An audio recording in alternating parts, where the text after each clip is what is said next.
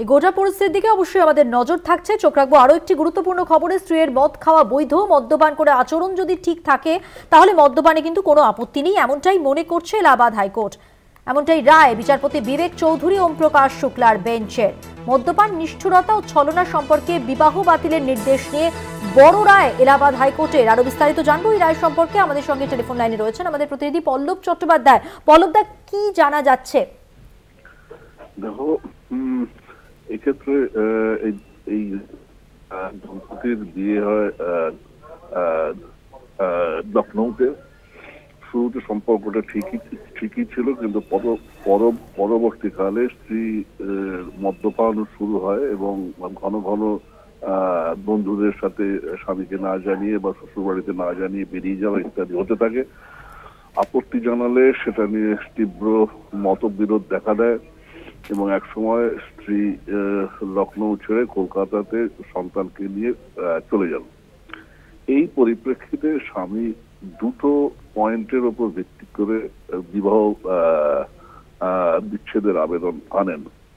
এক হচ্ছে যে স্ত্রীর মদ্যপান তার প্রতি বা শ্বশুর বাড়ির প্রতি একটা নিষ্ঠুরতা, আর দ্বিতীয়ত হচ্ছে এই মদ্যপানের জেরে তার আচরণের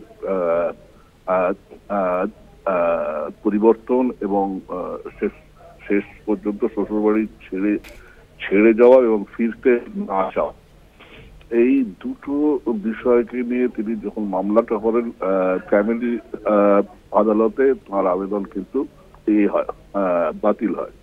সেই রায়ের বিরুদ্ধে তিনি হাইকোর্টে আসেন।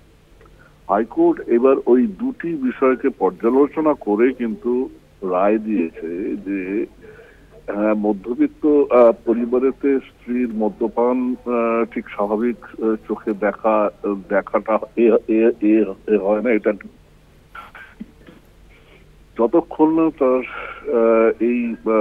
এই জন্য তার আচরণ অত্যন্ত খারাপ বা অভদ্রচিত হচ্ছে, ততক্ষণ কিন্তু মদ্যপানকে অবৈধ বলা যাবে না বা সেটাকে তোমার নিষ্ঠুরতাও বলা যাবে না। কিন্তু স্ত্রী যদি এক্ষেত্রে যেরকম দেখা গেছে যে শ্বশুর বাড়িতে ফিরতে না চাওয়া, এই বিবাহ বিচ্ছেদের মামলাতে বারংবার নোটিশ দেওয়া সত্ত্বেও অংশ না নেওয়া, বস্তুত স্বামীর কোন রকম আবেদনে সাড়া না দেওয়া, এই বিষয়টিকে কিন্তু আদালত স্বামীর প্রতি কিন্তু সঠিক ব্যবহার বলে মনে করেনি এবং সেই কারণেই কিন্তু বিবাহ বিচ্ছেদটা মঞ্জুরও করে দিয়েছে।